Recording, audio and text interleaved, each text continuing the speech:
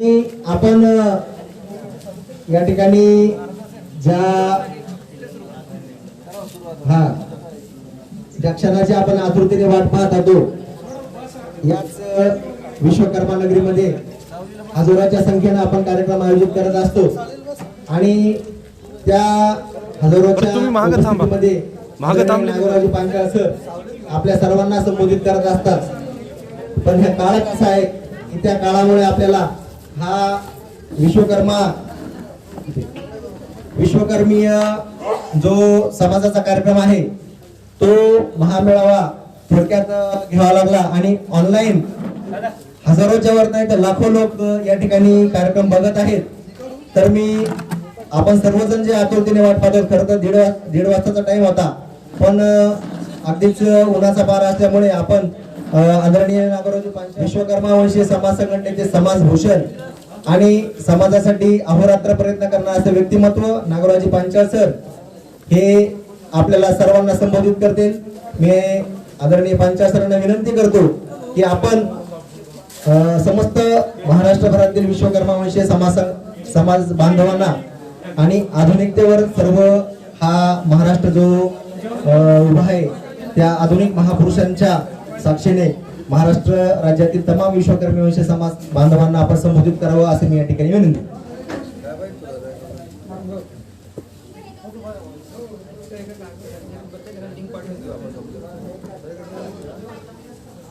ओम ज्योतिर्मयं शांतिमयं प्रदीप्तं विश्वात्मकं विश्वजितं निरीहं अदांत शून्यं सकलकनाथं श्री विश्वकर्मा महं नमामि. या सृष्टीचे निर्माता प्रभू विश्वकर्मा यांना सर्वप्रथम नमन करतो.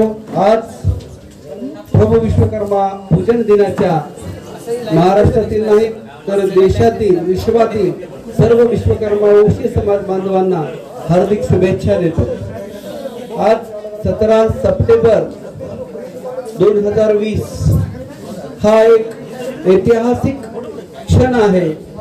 दरवर्षी 17 सप्टेंबर हा दिवस आपण प्रचंड उत्साहानं ज्या ठिकाणी यात्रा भरलेली असते, ज्या ठिकाणी प्रचंड प्रमाणामध्ये समाज बांधव भगिनी मुलं बाळ एक प्रचंड मोठा उत्सव साजरा करतात, त्या पवित्र विलोडगडावर लाईव्ह असणाऱ्या महाराष्ट्रातील तमाम माझ्या विश्वकर्मा वंशीय समाज बांधवांना हार्दिक शुभेच्छा देतो. सगळ्यांचे स्वागत करतो. आजच्या कार्यक्रमाला प्रमुख त्यांच्या कृपा आशीर्वादानं छत्रछायेखाली या वर्षानुवर्षापासून हे कार्यक्रम होत आहेत ते आदरणीय परमपूज्य आमचे मार्गदर्शक महेंद्र बापू यांना प्रथम वंदन करतो. विश्वकर्मा वंशीय समाज संघटनेचे सरचिटणीस विवेकानंदजी सुतार, राज्य सचिव संजयजी बोराडे, कार्याध्यक्ष अरुण भालेकर. आपण पाहतात गेल्या तासभरापासून उन्हामध्ये ही सगळी मंडळी या कार्यक्रमासाठी मेहनत घेत आहे. आजच्या कार्यक्रमाला उपस्थित गेवराई तालुका गेवराई जिल्हा बीडची टीम आलेली आहे. अशोक नाना गायकवाड, अमोल सांगोळे, बाकी इतरही मंडळी गेवराहून आलेली आहे.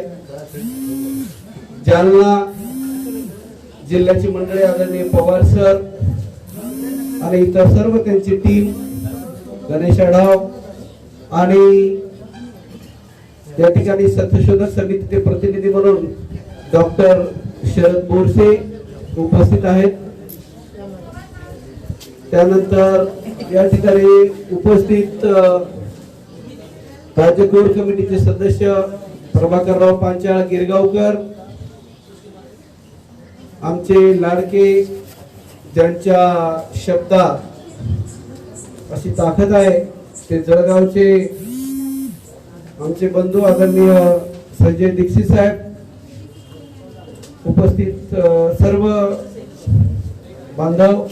आज या कार्यक्रमाची सुरुवात रक्तदान या हेतून झालेली आहे. रक्तदान शिबिराच्या कार्यक्रमातून झालेली आहे आणि रक्तदान करण्यासाठी सर्व महाराष्ट्राला प्रेरित करणारे देवदास पांचाळ आणि दत्ताजी भाले रक्तपेढीचे सर्व कर्मचारी, डॉक्टर हेडगेवार रुग्णालयाची सर्व टीम, या सातत्यानं विश्वकर्मा वर्षी समाज संघटनेच्या माध्यमातून मोरे साहेब आहेत, इतरही बांधव नेहमी महाराष्ट्रामध्ये या सत्कार्याला पुढाकार घेत असतात.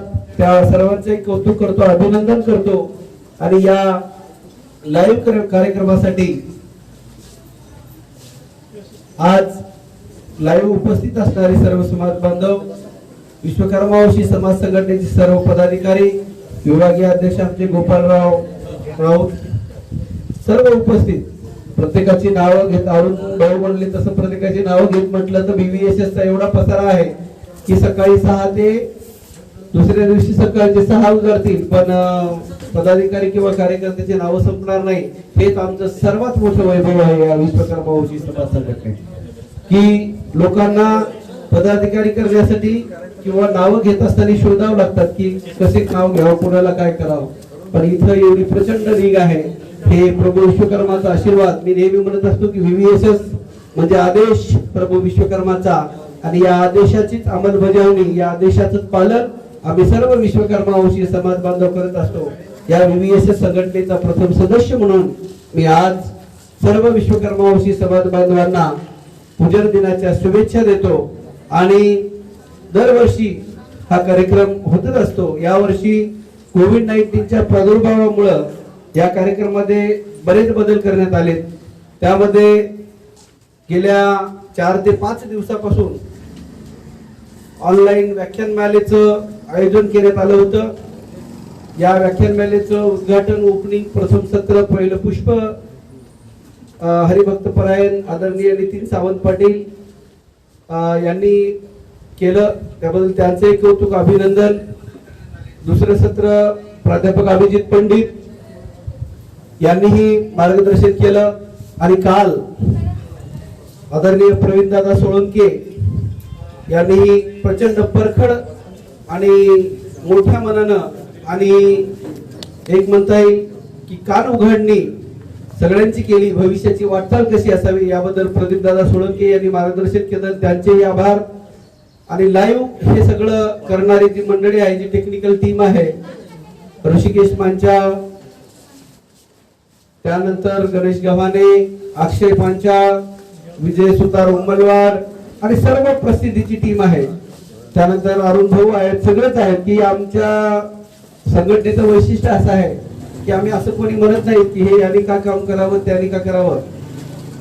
सगळ्यांना जास्तीत जास्त प्रमाणात प्रचार प्रसार करणारे आणि या कार्यक्रमाचं नियोजन करणारे, विशिष्ट म्हणजे या महाराष्ट्रामध्ये कोविड-19 मध्ये सगळ्यात प्रभावी काम जे झालं ते ऑनलाईन मीटिंगचं झालं. त्या ऑनलाईन मीटिंगसाठी प्रामाणिकपणे आपला दिवसभराचा वेळ देणारे आपले राज्य सचिव आदरणीय संजय भाऊ बोराडे यांचं मी विशेष कौतुक करतो. विश्वकर्मा वर्षी समाज संघटनेच्या माध्यमातून त्यांचं जे कार्य आहे ते खरंच यावर्षी उल्लेखनीय झालं, ऐतिहासिक झालं. आणि हे असंच कार्य पुढे चालण्यासाठी सर्वांनी आपण आज उपस्थित राहायचे, प्रयत्न करायचे. आज जी उपस्थित झालेली सर्व मंडळी आहे, कारण जी तरुण मंडळी आहे, उदाहरणार्थ धनंजय आहेत, त्यानंतर भालेराव साहेब आहेत, वेगवेगळे रायमल सर आहेत, ह्या सगळ्या मंडळींनी, आमचे खुलताबादचे तालुका अध्यक्ष आहेत, ह्या सगळ्या मंडळींना एकच आवर्जून सांगू इच्छितो की आपण सगळे करतायत यामुळे हे दिसतायत आणि हे प्रत्येकाचं कार्य आहे. एकेकानं जर केलं तरच हे कार्य होत असते. त्यामुळे सर्वांचं कौतुक करतो. आणि आज मूळ मुद्द्याकडे वळतो. फेसबुक लाईव्ह मध्ये विषय मांडताना मी सांगितलं होतं आज की विश्वकर्मा वंशी समाजची वाटचाल, पुढील ध्येय आणि उद्दिष्ट याबद्दल मी बोलणार आहे. अत्यंत महत्वाचा विषय आहे. सातत्यानं 24 तास अहोरात्र मी म्हणत असतो की अहर्निश सेवा आहे. सातत्याने सेवेत असताना, कार्यरत असताना अनेक समाज बांधव अनेक प्रश्न विचारतात. वेगवेगळे प्रश्न विचारण्यामध्ये महाराष्ट्रामध्ये नंबर 1 नाव आहे प्रमोद सूर्यवंशी, ज्यांच्या प्रश्नांमुळे या समाजात वैचारिक क्रांतीला सुरुवात झाली. मार्शल सुतार ग्रुप आवर्जून मला इथे उल्लेख करावा वाटेल. सत्यशोधक समिती, संत भोजलिंग महाराज, सत्यशोधक समिती, आज या ठिकाणी सर्वप्रथम या महाराष्ट्राचं लाडकं दैवत छत्रपती शिवाजी महाराज, महात्मा फुले, सावित्रीबाई फुले, छत्रपती शाहू महाराज आणि या सर्व कार्यक्रमासाठी संविधानानं जो आपल्याला हक्क आणि न्याय दिलेला आहे त्या भारतरत्न, विश्वरत्न डॉक्टर परमपूज्य बाबासाहेब आंबेडकर तमाम महापुरुषांना मी आज वंदन करतो आणि माझ्या मूळ विषयाकडे वळतो. या विश्वकर्मा वंशी समाज संघटनेची समाजाची वाटचाल मांडताना मी प्रथम सांगतो की विचारलं पाहिजे आणि बोललंच पाहिजे. मी प्रथमच नमूद केलं की प्रमोद सूर्यवंशीचे प्रश्न, कारण प्रश्न विचारणाराच क्युरियस असतो, चौकस असतो. वेगवेगळे प्रश्न जे सातत्याने विचारले जातात, वेगवेगळ्या भूमिका, लक्षात घ्या हीच समाजाची जागृती आहे. आज आम्ही कोणी कोणाला तरी विचारतो, बोलत आहोत, हे संघटनेच्या माध्यमातून आहे. आणि तुमच्या मनामध्ये जी ईर्ष्या निर्माण होते, जी ऊर्जा निर्माण होते की VVSS चा एक कार्यकर्ता जर हे काम करतो तर आम्ही त्याच्यात दुप्पट करावं, दॅट इज आवर स्पिरिट. हे या विश्वकर्माच्या साक्षीने सांगतो की हे मिळवलं आम्ही या 5 वर्षामध्ये. बाकी काय मिळवलं ते तर सत्य तुमच्या समोर आहे आणि अरुण भालेकर यांनी आता स्पष्टपणे बोलून दाखवल्या बऱ्याच गोष्टी. पण मी एकच म्हणतो की कार्य करण्याची ऊर्जा प्रत्येकाच्या मनामध्ये निर्माण करण्याचं काम एसी मध्ये बंगल्यात राहणारा विश्वकर्मा वंशी बांधव जेव्हा एखाद्या सामान्य कार्यकर्त्याच्या घरी जाऊन बसतो, त्याला बोलतो, विचारतो, हेच खरं VVSS सगळ्यात मोठं यश आहे. सगळ्यात मोठे यश संपादन या 5 वर्षामध्ये आम्ही केलं, इतकं मी बोलू इच्छितो. दुसरी गोष्ट की वेरूळ या ठिकाणी पूर्ण महाराष्ट्रामधून सगळे समाज बांधव एकत्रित यावेत. कुठंतरी आपलं एक श्रद्धास्थान असावं, कुठंतरी युनिफिकेशन असावं. यामुळे या महाराष्ट्राला या विश्वकर्मा वंशी समाजातल्या प्रत्येक सदस्याचं, या संघटनेच्या प्रत्येक समाज बांधवाचं, रथयात्रेसाठी झगडणाऱ्या प्रत्येक हाताचं, प्रत्येक पावलाचं, प्रत्येक विचाराचं, प्रत्येक शब्दाचं हे योगदान आहे की आज महाराष्ट्रात नाही तर देश पातळीवरूनही वेरूळचा कार्यक्रम पाहण्यासाठी लोक उत्सुक असतात. हे या 5 वर्षामध्ये माझ्या सर्व तमाम विश्वकर्मा वंशी बांधवांनी मिळवलं. जे प्रश्न विचारतात त्यासाठी उत्तर आहे, कारण प्रश्न विचारले पाहिजे, त्यामुळे तुमचं प्रथम अभिनंदन. दुसरी गोष्ट, अन्यायाविरुद्ध लढण्याची ऊर्जा, तरुणांसाठी मार्गदर्शन. कालच विषय चर्चा झाला होता की ऑनलाईन मीटिंग आहे, कोण काय केलं हा विषय बाजूला ठेवूया. थोडं आम्ही जे करत आहोत, कारण आम्ही लहान आहोत, आम्ही बाल्यावस्थेत होतो. 5 वर्ष शाळेमध्ये प्रवेश घेत असताना सुद्धा अट असते 6 वर्षाची आणि 6 वर्षानंतर त्या लेकराला शिक्षणासाठी, प्रशिक्षण घेण्यासाठी परवानगी मिळतात. आम्ही लोअर केजी मध्ये आहे, आमची संघटना, आम्ही असं म्हणतो. लोअर केजी ना अप्पर केजी असते ना, त्याच्यामुळे तुम्ही आम्हाला काय केलं हा विचारायचा विषय नाही, कारण आम्ही अजून करण्याच्याच भूमिकेत आलो नाही. आणि आम्ही जेव्हा मैदानात उतरू ना त्यावेळेस तुम्हाला विचारायची गरज पडणार नाही आणि उत्तरे द्यायची गरज पडणार नाही. फक्त एकच गोष्ट आवर्जून सांगू इच्छितो की ही सुरुवात आहे. This is the beginning of a new era. एक नवीन पर्व, परिवर्तनाचं नवीन पर्व या महाराष्ट्रात नाही तर देश पातळीवर सुरू करण्याचं VVSS काम आहे. दुसरी गोष्ट, महाराष्ट्रामध्ये छाती ठोकपणे या प्रभू विश्वकर्माच्या साक्षीने सांगतो की आज या महाराष्ट्रात विश्वकर्मा वंशी समाज संघटने बलाढ्य प्रचंड प्रमाणामध्ये प्रत्येक तालुक्यात पोहोचलेलं, प्रत्येक घराघरामध्ये पोहोचलेलं संघटन नाही. तरी आम्ही म्हणतो की आम्ही बाल्यावस्थेत आहोत. आम्ही आज आम्ही सुरुवात केलेली आहे. लक्षात घ्यावा, ज्याची सुरुवातच इतकी दमदार आहे त्याचं पुढलं काम कसं असेल याची कल्पनाच करा. त्यानंतर आज 1,500 पदाधिकारी या महाराष्ट्रामध्ये, 5,000 क्रियाशील सभासद आहेत. एवढं मोठं संघटन तुम्ही आम्हाला सांगा. दुसऱ्याचे संघटन काय आहेत, कोणाचं रजिस्ट्रेशन रद्द झालं, कोणाचं रजिस्ट्रेशन पेंडिंग आहे, कोणाचं काय झालं, हा आमचा विषय नाहीये.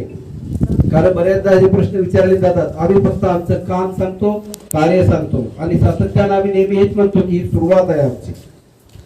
यानंतर मागचं रामायण सांगण्यापेक्षा, कारण बऱ्याचदा काही समाज बांधव म्हणतात कोणताही कार्यक्रम करायला झालं की बोलणारा फक्त मी काय केलं 25 वर्ष हेच सांगतो आणि तेच ऐकून ऐकून आमचे कान थकलेत. तेव्हा तुम्ही काय करणार आहात, काय तुमची दिशा आहे याबद्दल थोडंसं सांगा. कमीत कमी वेळामध्ये मी 2-3 मुद्दे या ठिकाणी प्रकर्षाने मांडू इच्छितो की आम्ही काय करणार. आता सुरुवात केलेली आहे, करत आहोत. पहिली गोष्ट उद्योग व्यवसाय उभे करण्यासाठी सहकार्य करणं आणि या महाराष्ट्रामध्ये प्रत्येक जिल्ह्यात उद्योग उभे राहिले पाहिजे यासाठी सातत्याने आम्ही प्रयत्न करत आहोत. येणाऱ्या काळामध्ये काही उद्योगाचं उद्घाटन झाल्यानंतर तुमच्या लक्षात येईल की खरंच उद्योग सुरू झाले. लक्षात ठेवा, आम्ही नेते नाहीत, आम्ही राजकीय माणसं नाहीत, आम्ही समाज बांधव आहोत. आम्ही एक सर्वसामान्य ग्रासरूटला काम करणारी माणसं आहोत. आमचं हे काही नारा नाही किंवा हे आमचं काही अभिवचन नाही किंवा निवडणुकीचा जाहीरनामा नाही. हे आमचा शब्द आहे, एका भावाला दुसऱ्या भावाला दिलेला हा शब्द आहे. ही ताकद आहे एका भावाच्या पाठीमागे एका भावाने उभं केलेली. त्या विश्वकर्मा वंशी समाज संघटनेच्या माध्यमातून भविष्यामध्ये उद्योग व्यवसाय उभे करण्यास सहकार्य करणे, नुसतं सहकार्य नाही तर त्यासाठी प्रशिक्षण देणे. त्यानंतर सहकारातून समृद्धीकडे जात असताना जिल्हा वाईज उद्योग जे उभे करायचे. बऱ्याचदा प्रश्न विचारले जातात, आमच्यावर प्रेम करणारे जे सातत्याने सुसुप्ती स्वप्नी जागृती त्यांच्या स्वप्नामध्ये विवेशच दिसते, त्यांचं फारच प्रेम आहे.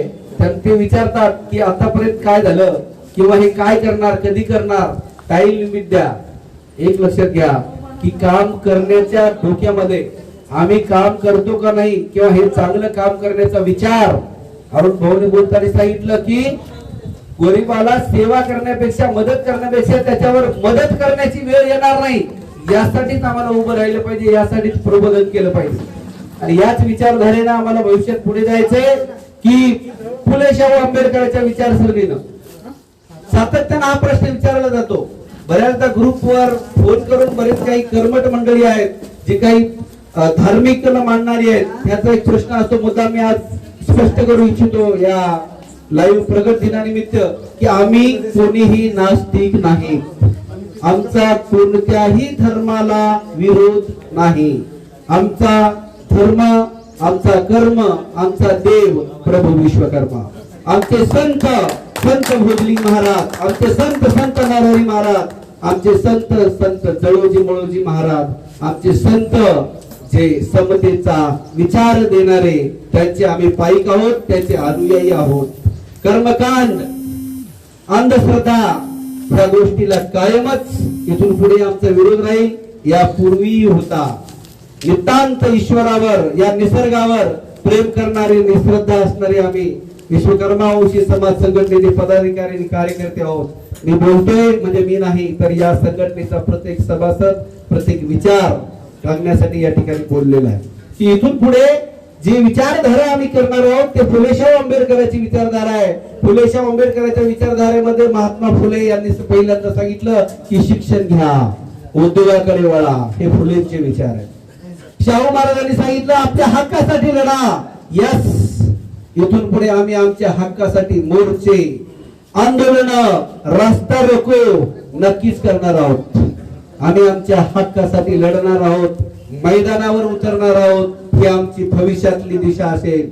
आम्हाला माहितीये मागून काही मिळत नसतं, त्यासाठी आम्हाला लढावं लागेल आणि लढण्याची नाही तर लढण्याची तयारी इथून पुढे आम्ही भविष्यामध्ये करणार आहोत. ही फुलेशाहू आंबेडकरांची विचारधारा आहे. डॉक्टर बाबासाहेब आंबेडकर म्हणतात की शिक्षण हे वाघिणीचं दूध आहे आणि पिणारा गुरगुरलाच पाहिजे. खरंच आहे. आज या संविधानानं अधिकार दिला म्हणून आम्ही आज या ठिकाणी बोलत आहोत आणि या सर्व महापुरुषांच्या साक्षीनं आज मी या ठिकाणी प्रभू विश्वकर्माच्या साक्षीनं या पवित्र दिनी सांगू इच्छितो की इथून पुढे आम्ही आमच्या हक्कासाठी लढणार आहोत आणि सातत्यानं मोर्चे, आंदोलन आणि आक्रमण करण्याची आमची इथून पुढे भूमिका असेल. कारण पूजा पाठ, धर्म, संस्कार ह्या गोष्टी आमच्या कौटुंबिक आहेत, त्या आमच्या घरातल्या आहेत. त्या अध्यात्म हा आमचा पाया आहे. या ठिकाणी आम्ही आमच्या कुटुंबाशी संबंधित तो विषय आहे, घराच्या चौकटीतला विषय आहे. आणि बाहेर येत असताना आम्ही आंदोलन म्हणून बाहेर येत असताना आम्ही या विचारसरणीची माणसं म्हणून येणार आहोत. आमच्या हक्कासाठी झडणारी, मी नेहमी म्हणतो की it is the war of existence, ही आमच्या अस्तित्वाची लढाई आहे आणि या लढाईसाठी आम्ही इथून पुढे येणार आहोत.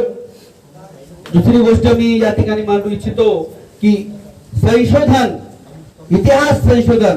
सर्वप्रथम मी संत भोजलिंग महाराज संशोधन समिती जी आहे, इतिहास संशोधन समिती यांनी जे तैलचित्र प्रकाशित केलं, त्या तैलचित्राविषयी सातत्यानं बरेच प्रश्न या महाराष्ट्रामध्ये चर्चिले गेले, बराच विषय चर्चिला गेला. त्या प्रकर्षाने मी एक गोष्ट या ठिकाणी आवर्जून मानू इच्छितो की सर्वप्रथम या इतिहास संशोधनासाठी ज्यांनी प्रत्यक्ष अप्रत्यक्षरित्या काम केलं त्या सर्वांचं मी मनपूर्वक अभिनंदन करतो. आदरणीय अनिल सोमवंशी आहेत, डॉक्टर शरद बोरसे, संजय भालेराव आणि प्रमोद सूर्यवंशी, या सर्व टीमचं त्यांनी प्रकाशन केलं. आणि खरी तर गोष्ट जे विरोध करतायत त्यांना मला खंत वाटते, बोलावं वाटतं की विचार करा. आज संगमनेरचे आदरणीय कदम काका, भास्कररावजी कदम काका, त्यांचं वय पहा, त्यांच्या चेहऱ्यावरला उत्साह पहा.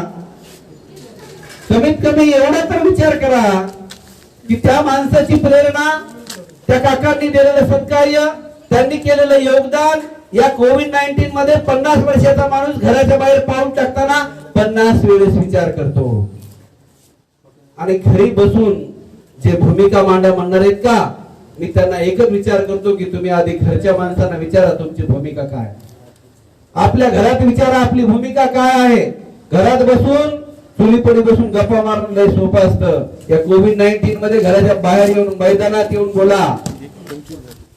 इतिहास संशोधन येणारा काळ ठरवेल आमचं खोटं आहे का खरं आहे.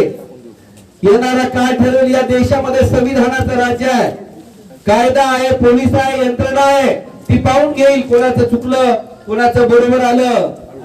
आणि समाजाला विचारात घेतलं नाही, समाजाची भूमिका मांडली नाही. समाज म्हणजे काय? हा समाज म्हणजे या तमाम महाराष्ट्रातला विश्वकर्मा वंशी समाज आहे, जो काहीही तुम्हाला विचारत नाही, तो त्याचे प्रश्न सोडवण्यासाठी तुमच्याकडून वाट पाहत आहे. आणि गेली 25 ते 30 वर्ष त्यांनी सातत्यानं सांगितलं की आम्ही कार्य करत आहोत.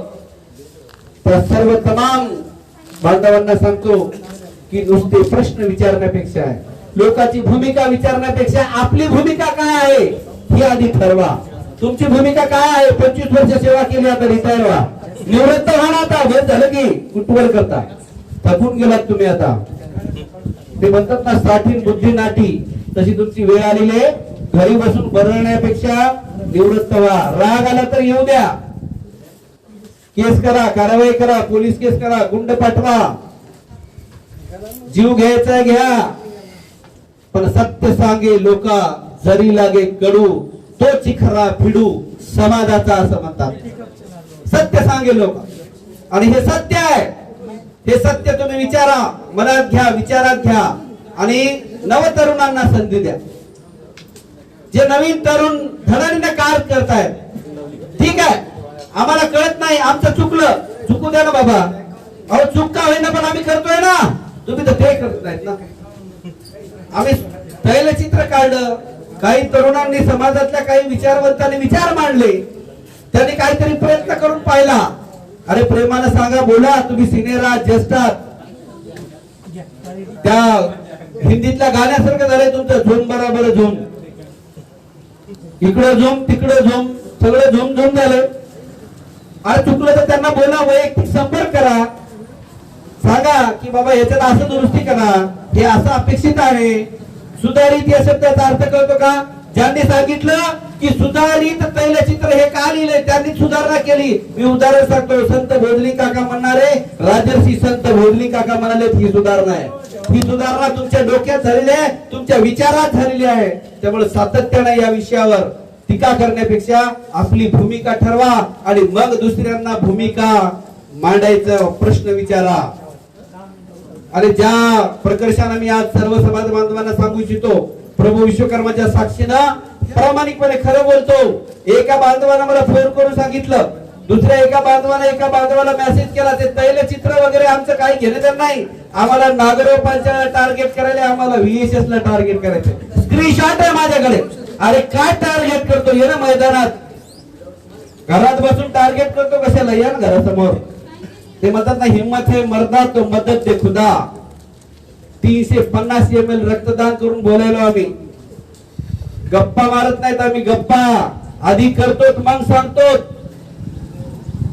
कधी रक्ताचा थेंब तरी दिलाय का समाजासाठी? उदाहरण सांगा. पाय धुवून पेतो आम्ही तुमचे. खबरदार, इथून पुढे जर आमच्या कार्यकर्त्याला बोलसाल, विनाकारण आमच्या समाज बांधवाला वेठीस धरण्याचा प्रयत्न करसाल, तुम्ही तुमच्या हितासाठी, तुमच्या स्वतःसाठी समाजामध्ये गडबाजी करता, समाजामध्ये वेगवेगळ्या विषयावर बोलता आणि समन्वय नावाचा शब्द काढून लाज वाटते. समन्वय म्हणाला आम्हाला आता तर आम्हाला लाज वाटायली की समन्वय हा शब्द काय असतो. अरे ज्या 10 जण ते म्हणतात ना, 4 बोक्याने एकत्र मिळून घातलेला धिगाणा म्हणजे समन्वय का? आता समन्वयाची व्याख्या बदलावी लागेल. रात्री 10च्या नंतर उतरताना दुसरी क्वार्टर घेऊन केलेला गप्पा म्हणजे समन्वय का? लाज वाटते आम्हाला बोलायला. पितृतुल्य आहात तुम्ही, बापासारखे आहात. समजदारीने बोला, विचार करा. चुकतात त्याला सांभाळून घ्या, सांगा आणि करू द्या दुसऱ्यांना. खूप केलं तुम्ही, थकलात आता. मी एका कार्यकर्त्याला सांगितलं की तुमचं वय झाले, त्याला लय राग आला. नावही सांगल, कृष्णकुमार कानेकर यांना मी फोन केला, म्हणलं तुम्हाला चलता येत झाले, परिस्थिती ठीक नाही तुमची, घरच्या माणसांकडे लक्ष द्या. बस झाली जनजागृती आता. ज्या माऊलीनं आयुष्यभर तुमच्यासाठी संसार केला, तिनं आयुष्यभर तुमच्यासाठी झगडलं, तिला घेऊन फिरा. तिचं जरा ऐका. पोरं फेसबुकवर फोटो टाकले, बायकोला घेऊन फिरायले, त्याच्यावर टीका करायली. तुम्ही तर कधी फिरलेच नाही, आता तरी फिरा ना. बस करा टीका करणं, कॉमेंट करणं, विचार करणं, फिरा. चांगल्या माणसांचे बळी घेऊ नका. काय चुकलं विद्यानंद मानकर साहेबांचं? कडाडून टीका केली सुशिक्षित माणसाला. श्रावण जाधव सर सारखा नम्र माणूसही डोळ्यातून पाणी आणतो आणि विचार करतो की खरंच मला खेद वाटतो, दुःख वाटतं की ज्या समन्वय समितीची घटना लिहिण्यासाठी मी अहोरात्र झटलो, त्याचं हे चित्र पाहून मला विदारक वाटतं, वाईट वाटतं. आणि हे व्हॉट्सअप ग्रुप वाले तर का स्वतःला मालक समजालेत की काय? रुपयाचं खरं नाही. आणि त्यांना विचारा, भाऊने सांगितलं तसं 2015च्या आधीच्या ग्रुपचा स्क्रीनशॉट दाखवा आम्हाला, संघटनेच्या ग्रुपचा स्क्रीनशॉट दाखवा. एका ग्रुप मधून काढलं की ते लगेच दुसरा ग्रुप करतो, की तिसरा लगेच नियम टाकतो, हे टाकू नका, ते पोस्ट टाकू नका. चौथ्याने टाकले, तिसरा याला काढतो, त्याला काढतो, जसं काही पगारीवरून काढतो किंवा नोकरीवरून काढतो. अरे जाणीव ठेवत जा. ज्या माणसानं आयुष्यभर काम केलं, ज्या माणसाने सातत्याने समाजासाठी झगडले, त्यांची प्रतिष्ठा ठेवायला करा. मला माणसाला आज सर फार बोलणं म्हणजे वेदना होत आहेत. सामान्य समाज बांधव फोन करून सांगतायत की सर हे कुठेतरी थांबलं पाहिजे. एक सामान्य समाज बांधव म्हणून संघटना बाजूला ठेवून बोलतो, कारण लोकांचं रक्त जळतंय, हितासाठी जळतंय. तुम्हाला का मुळव्याध होतोय हे पोरं काहीतरी नवीन करतायत. गोळ्या घ्या आणि सातत्याने हे टीका करणं बंद करा.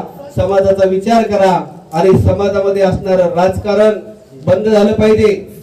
समाजातल्या चांगल्या माणसाचे बळी घेऊ नका.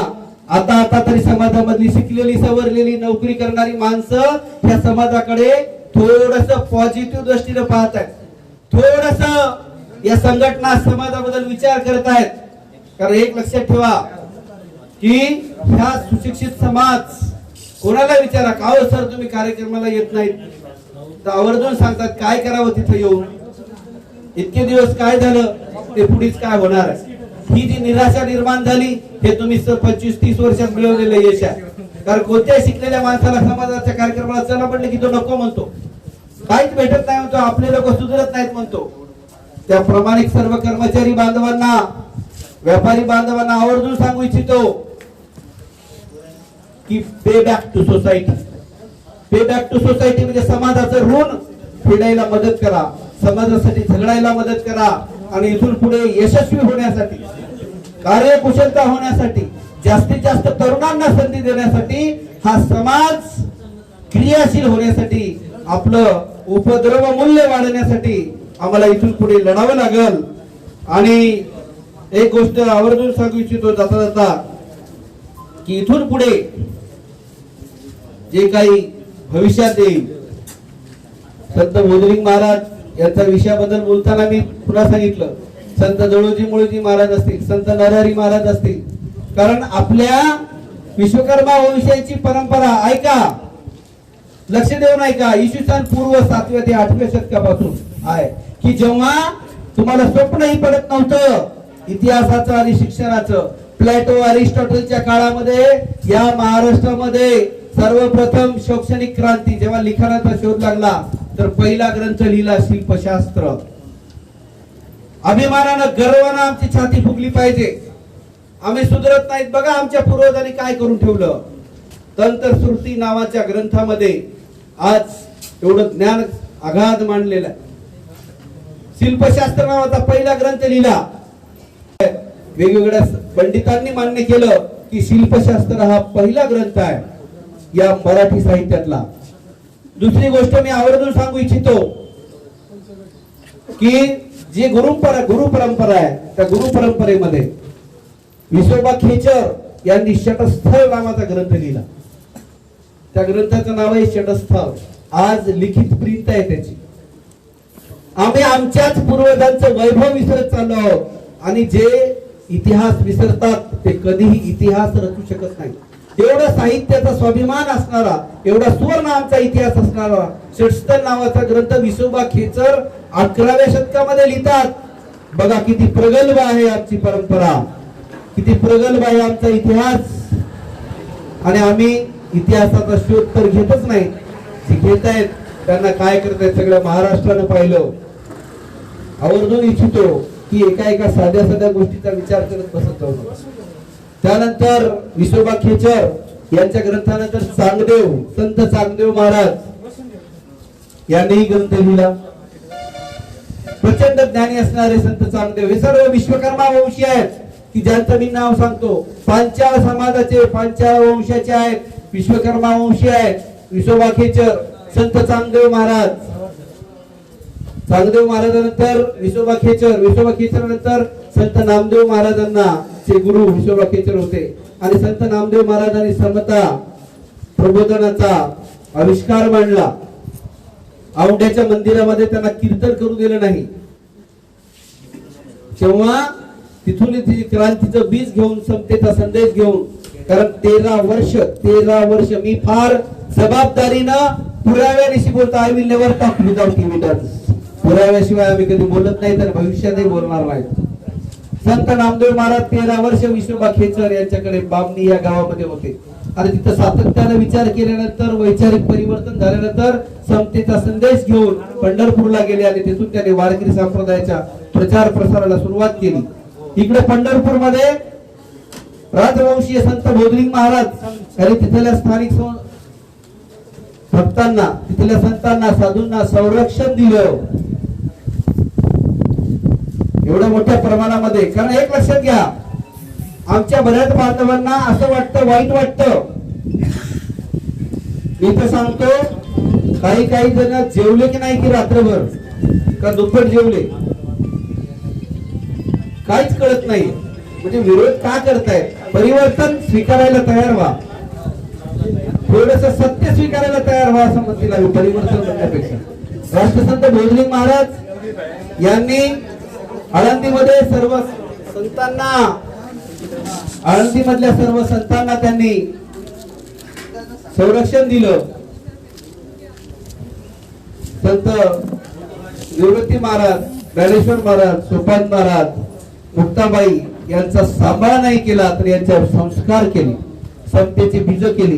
कारण चांगदेव, विसोबा खेचर, संत नामदेव आणि संत बोधलिंग महाराज यांच्याकडे आलेली जी शैव परंपरा आहे, आजही तुम्ही ज्ञानेश्वरी जर वाचली तर तुम्हाला लक्षात येईल.